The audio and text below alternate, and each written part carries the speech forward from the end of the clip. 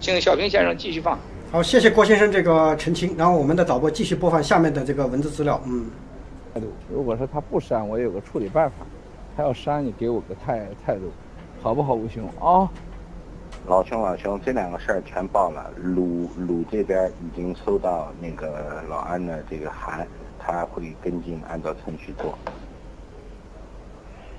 兄弟，我正在积极的想办法，必须给马搞定。兄弟，我已经不惜一切代价把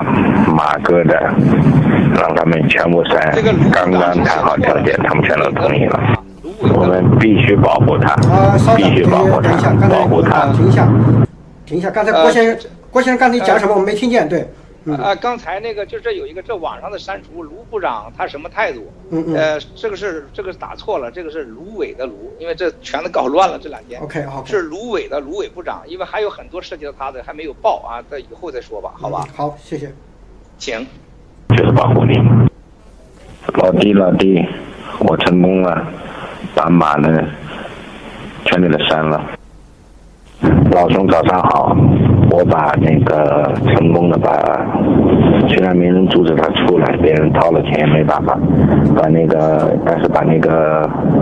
有关马的全给他删了。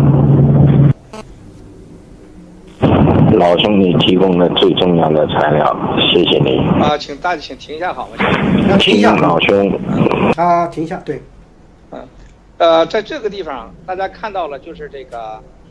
把马的全部都删了，这个中间涉及到了很多这个马建副部长的这个新闻啊，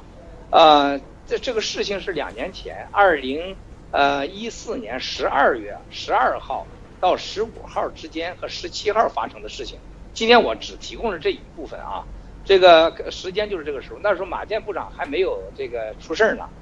有关马建副部长和我的很多的负面报道接二连三的是从博讯出来，当时呢是吴增先生是以这个拯救马建副部长的身份出来的，然后呢并承诺马建副部长不会有事儿，马建副部长是忠于党忠于国家的，所以说呢我就跟他一直在配合着说这事情。可事实上呢，现在已经证明了这个马建副部长就是他们给搞进去的啊，所以说这个吴增先生的重要性是很多网民是无法想象的啊！这个从头到尾他都知道马建副部长他会进去啊，而且呢这个导演了这个捉放巢的这种游戏，然后呢 A、B、C 角全都他演了，同时跟傅政华先生他们有了很好的密切的配合。2014年的6月份啊，这个马建副部长在这个西边钓鱼台那个附近有一个他家，突然间地下室的仓库着火，浓烟滚滚啊，浓烟滚滚，具体的这个地点我不太记得了。着火以后呢，这个他的家人呢曾经找我说，赶快，因为马副部长不在家，去帮他救一下火。后来说已经来了救火车，说着火的5分钟内来了4台消防车，然后在地下室扑火。指挥人员是谁呢？就是傅振华先生啊，他冲进去了，把这个火给灭了。当然了，这个火灭的同时，地下室的所谓的东西也都被傅振华先生一一拿到，包括听说还有这样那样的东西啊，我的细节不太清楚了。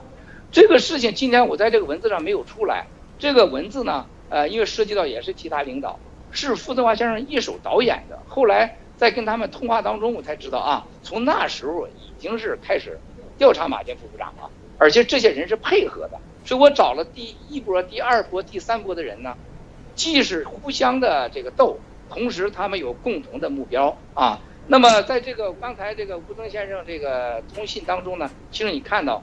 提到了马建副部长这个删文，他说要帮马建副部长，所以说当时找博讯呢，我真不在乎是我的这个文章，我就是很在乎说不要因为我牵连马建副部长，我当时还很天真。事实上呢，恰恰的就入了吴增先生的圈套，在我要去找他为马建副部长删文的时候，就给所有的中央领导一个印象，郭文贵和马建副部长的关系非同一般，所以说必抓郭文贵，然而更加坚信了他们下面的报告，郭文贵和马建有巨大腐败，有重大信息在郭文贵那里。所以说今天往回看呢，确实这是一个策划了非常周密的一个这么让马建副部长还有其他领导让中央领导相信的一个腐败的共同团伙的这么一个阴谋，然后把我和他紧紧的连在一起。所以说，从这过程可以看，这些文章和这些信息呢，不是今天所说的跟博讯和财讯什么关系，他们是被别人操纵的一个用外打内的一种手段，一个工具。我郭文贵也是，我们都是小角色，所以这里边每一句话每一个字里面都藏着这种的内涵，这就是我今天要把这个拿出来的这个目的。